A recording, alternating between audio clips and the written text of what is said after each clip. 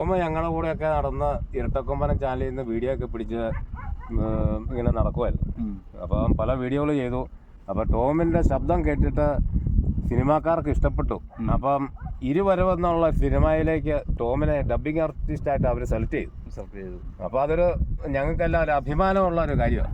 നിങ്ങൾക്ക് തന്നെ അല്ല, എന്നെ സ്നേഹിക്കുന്ന ഈ ചാനൽ എന്നെ കാണുന്നവരും ഒക്കെ ഉണ്ടല്ലോ, അവർക്കും സന്തോഷകരമാകുന്നതല്ലേ. അല്ല, അപ്പം ടോമിൻ്റെ ശബ്ദം അത്ര ഗംഭീരമാണ്. അപ്പോൾ ഒരു വെറൈറ്റി ശബ്ദമാണ്. അപ്പോൾ അത് അവർ സെലക്ട് ചെയ്ത് അവർ തിരഞ്ഞെടുത്തു ടോമിനെ. അപ്പൊ ടോം ഡബ്ബിംഗ് ആർട്ടിസ്റ്റ് ആയിട്ട് ഇതിന് ശബ്ദം കൊടുക്കുകയും ചെയ്തു. അപ്പൊ ടോം അഭിനയ രംഗത്തേക്കൊന്നും വരാണ്ട് ശബ്ദം ഡബ്ബിങ് ചെയ്യാൻ വേണ്ടി ടോമിനെ വിളിച്ചതിൽ ടോമിനെ എന്നാ പറയാനുള്ളത്? അവര് എൻ്റെ ശബ്ദം, എൻ്റെ സൗണ്ട്, ആക്ഷൻ ഇതെല്ലാം അവർ നോക്കി. അതിൽ ചെന്ന് ഞാൻ കാസ്റ്റ് ചെയ്തപ്പെട്ടപ്പോൾ അവർ ചെന്ന് സെലക്ട് ചെയ്തപ്പം എന്നോട് പറഞ്ഞു, ഇതുപോലെ ഇരുവരെ വന്ന സിനിമയിലേക്ക് നിങ്ങളെ കാസ്റ്റ് ചെയ്തിരിക്കുന്നു, ഡബ് ചെയ്തോളാൻ പറഞ്ഞു. അപ്പൊ വിവിധ നടന്മാരുടെ ശബ്ദങ്ങൾ ടോമിന്റെ പ്രോപ്പർ ശബ്ദമായതുകൊണ്ട് അവർ സെലക്ട് ചെയ്തെടുത്തു ആയിരിക്കും. കാരണം 25 വർഷം ഇതിൽപ്പറ്റി എക്സ്പീരിയൻസ് ഉള്ള ഡയറക്ടറാണ് എടുത്തിരിക്കുന്നത്. അപ്പൊ ആ ശബ്ദ ഗാംഭീര്യവും ശബ്ദത്തിന്റെ തികവുകൊണ്ടാണ് ടോമിനെ തെരഞ്ഞെടുത്തിരിക്കുന്നത്. നമുക്ക് അങ്ങനെ പറയാമല്ലോ. എനിക്കങ്ങനെ പറയാൻ പറ്റിയല്ല. അപ്പൊ ഇനി വെള്ളിത്തിരയില് നമുക്ക് ഇത് ടോമിന്റെ ശബ്ദം ഒന്ന് കേട്ട് ആസ്വദിക്കുന്നുണ്ടെങ്കിൽ എത്ര കാലം പിടിക്കും? ഈ മാർച്ച് 5-ാം തീയതി ഞാൻ ഡബ് ചെയ്തിരിക്കുന്ന ഇരുവരവ് സിനിമ റിലീസാവുകയാണ്. ഇരുവരവ് സിനിമ. അതിനകത്ത് മെയിൻ അഭിനേതാക്കൾ ആരൊക്കെയാ? കോട്ടയം നസീർ, പിന്നെ 2 പുതുമുഖങ്ങളാണ് വന്നിരിക്കുന്നത്. നായകനായകന്മാരുടെ 2 പുതുമുഖങ്ങളെ വെച്ചിരിക്കുന്നത്.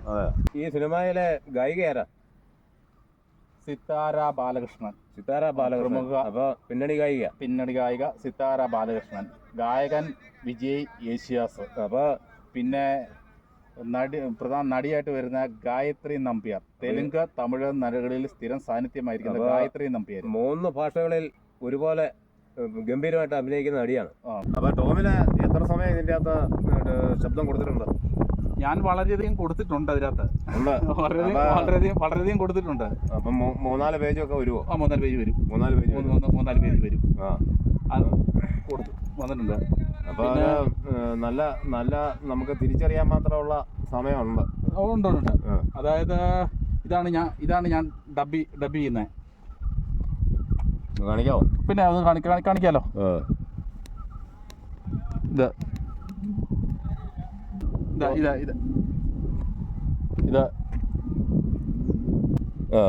ഡയറക്ടർ കന്നഡ തെലുങ്ക് നടി. കന്നഡ തെലുങ്കിലെ സൂപ്പർ ഹിറ്റ് നടിയാണ്.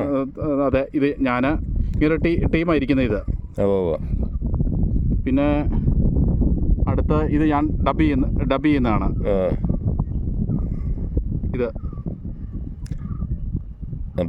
ഇത് ഞാൻ ഡബ് ചെയ്യുന്നതാണ്. തിയേറ്റർ ഡബ് ചെയ്തുകൊണ്ടിരിക്കുന്നതാണ്. അപ്പൊ ഇരുവരവ് എന്നുള്ള ആ സിനിമയിൽ ഏറിയ ഭാഗം ടോമിന്റെ ശബ്ദമാണ് കേൾക്കാൻ പോകുന്നത്. സാമാന്യം നന്നായിട്ടുണ്ട്. അപ്പൊ ടോമിന് ആ ഫീൽഡ് ഇഷ്ടപ്പെട്ടോ? നമുക്ക് പറ്റും ഉണ്ടായിട്ടാണല്ലോ അവര് ചെയ്യിച്ചിരിക്കുന്നത്. സാലേഷ് വർഗീസ് ആണ് ഇത് സംവിധാനം ചെയ്തിരിക്കുന്നത്. അപ്പൊ ടോമിന് അഭിനയിക്കാൻ വല്ല മോഹം ഉദിച്ചോ? എനിക്ക് ആ മോഹത്തെക്കാൾ ഇവര് തന്നെ ഉൾവലിഞ്ഞ് ഇത് ഡബിങ് ചെയ്യുന്നോട് തന്നെയാണ് എനിക്ക് താല്പര്യം. അപ്പൊ ആദ്യം ഉൾവലിഞ്ഞ് നിൽക്കുക, പിന്നെ സുനാമി ആയിട്ട് വരിക. അങ്ങനെ ഒരു ചിന്തയൊന്നും ഇല്ല. അല്ല, ചിന്തയില്ലേലും ഒരു മോഹം ഉണ്ടല്ലോ. കാരണം ഡബിങ് എന്ന് പറഞ്ഞാൽ അഭിനയവും ആക്ടിങ്ങും അതിനകത്ത് പോകുന്നുണ്ട്. ആൾക്കാർ കാണുന്നില്ലെന്ന് പറഞ്ഞാലും ഭയങ്കര ടഫ് തന്നെയാണ്. ഇരുന്നിട്ട് കാല് നീട്ടാം. കാല് നീട്ടാം. അപ്പൊ ഇതിനകത്ത് വിജയിക്കുവാണെങ്കിൽ നമുക്കൊരു ആത്മവിശ്വാസം കൂടും. അപ്പൊ ശബ്ദം നമ്മുടെ അനുയോജ്യമാണെങ്കിൽ പിന്നെ നമുക്ക് ആക്ടിങ് എന്നുള്ളത് നമുക്ക് വെറും സിമ്പിൾ ആയിട്ട് ചെയ്യാം. ആക്ട് ചെയ്യുന്നവർക്ക് ശബ്ദം മോശമായിട്ടാണല്ലോ ഡബിങ്ങിന് ആളെ വിളിക്കുന്നത്. അവിടെയാണ് ഞാൻ വിജയക്കൊടി വാർത്തിരിക്കുക. അവിടെ അതിനെന്നെ സഹായിച്ചത് എർട്ടക്കൊമ്പൻ ചാനലുകാരാണ്. കാരണം ആ ചാനലുകാരുടെ പെർഫോമൻസ് ആണ് എനിക്കിത് സഹായമായിട്ട്. ആ ചാനലിൽ സിനിമാക്കാർ വീക്ഷിച്ചു, ശബ്ദം അവര് നോക്കിയിരുന്നു. അങ്ങനെ എല്ലാം ഉണ്ടായിരിക്കും. അപ്പൊ എർട്ടക്കൊമ്പൻ ചാനൽ അല്ലെങ്കിൽ ടോമിനെ അറിയില്ല, ഇങ്ങനെ ഒരു ചാൻസ് കിട്ടുകയില്ല. അപ്പൊ ഇരട്ടക്കൊമ്പനോട് കടപ്പെട്ടിട്ടുണ്ട്. ഒരു കടപ്പാട് എനിക്കുണ്ട്. ഒരു കടപ്പാടുണ്ട്. അതുപോലെ തന്നെ ഡയറക്ടർ പുതുമുഖങ്ങളെ വെച്ച് ചെയ്യുന്നതാണ്. വളരെയധികം പ്രാധാന്യം പുതുമുഖങ്ങൾക്ക് ഡയറക്ടർ കൊടുക്കുന്നുണ്ട്. സലേഷ് വർഗീസ് ആണ് അത് ഡയറക്ട് ചെയ്തിരിക്കുന്നത്. ഈ സലേഷ് വർഗീസ് എവിടെയുള്ള ചങ്ങനാശ്ശേരിക്കാനാണ്. 25 വർഷമായിട്ട് സിനിമാ ഫീൽഡിൽ ചെയ്യുന്ന ധാരാളം പുതുമുഖങ്ങളെ അങ്ങാരി ചെയ്യുന്ന. സിനിമയിലേക്ക് കുടിയേറി കഴിഞ്ഞാൽ ഇരട്ടക്കൊമ്പനെ മറക്കുമോ? ഇല്ല, ഞാൻ വന്ന വഴി ഒരിക്കലും വന്ന വഴി മറക്കുകയില്ല. അപ്പൊ മോഹൻലാലിന്റെ ഒരു ഭയങ്കര പ്രസിദ്ധമായ ഒരു അത് ആൻസിക്ക് എപ്പോൾ വേണമെങ്കിലും പിരിഞ്ഞു പോകാം. നമ്മൾ തമ്മിൽ കടപ്പാടിന്റെ കണക്കുകൾ ആവശ്യമില്ല. My number is 2255. അങ്ങനെ ഒരു ഡയലോഗ് ഞാൻ ഇറക്കത്തില്ല. ഇതാണ് ഫസ്റ്റ് ലുക്ക്.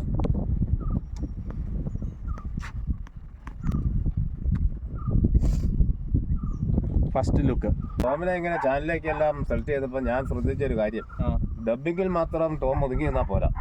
ടോമിനൊരു വില്ലൻ ലുക്ക് സ്വതവേ ഉണ്ട്. അപ്പം വില്ലൻ വേഷങ്ങൾ ടോമിനിണങ്ങും.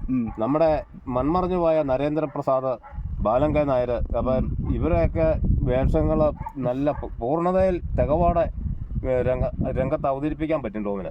അപ്പൊ ഇനി അടുത്ത സിനിമയിൽ അപ്പൊ അങ്ങനെ ഒരു വേഷം കൈകാര്യം ചെയ്യാൻ ശ്രമിക്കണമെന്നാണ് എനിക്ക് പറയാനുള്ളത്.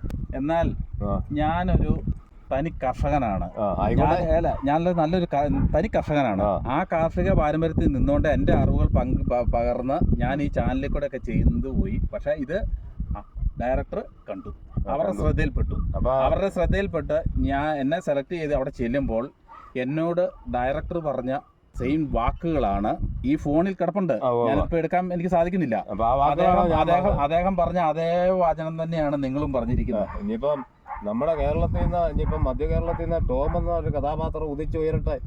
അപ്പൊ എല്ലാവർക്കും അഭിമാനമായിട്ട് അങ്ങനെ സംഭവിക്കട്ടെ. ചിലപ്പോൾ അടുത്ത ഒരു സീനിൽ നമ്മുടെ ഒരു സിനിമയിൽ കാണുമായിരിക്കും ഒരു വില്ലൻ വേഷം. എന്ന് ഞാൻ പറയുന്നില്ല. സിനിമയുടെ ഫ്രണ്ട് പേജിൽ ചിലപ്പോൾ നമ്മളും കാണുമായിരിക്കും. അങ്ങനെ ഇപ്പം ബാക്ക് പേജിൽ എത്തി. ബാക്ക് പേജിൽ എത്തി. നന്നായിട്ട് ഞാൻ പെർഫോമൻസ് ചെയ്തിട്ടുണ്ട്. ഇരുന്നിട്ട് കാല് നേട്ടിയാൽ മതി. വെച്ചടി ഉയർച്ച ഉണ്ടാവും. എല്ലാവരും തന്നെ ഇരുവരെ വന്ന സിനിമ കാണുക, ഞങ്ങളെ എന്റെ ടീമിനെയും പ്രോത്സാഹിപ്പിക്കുക.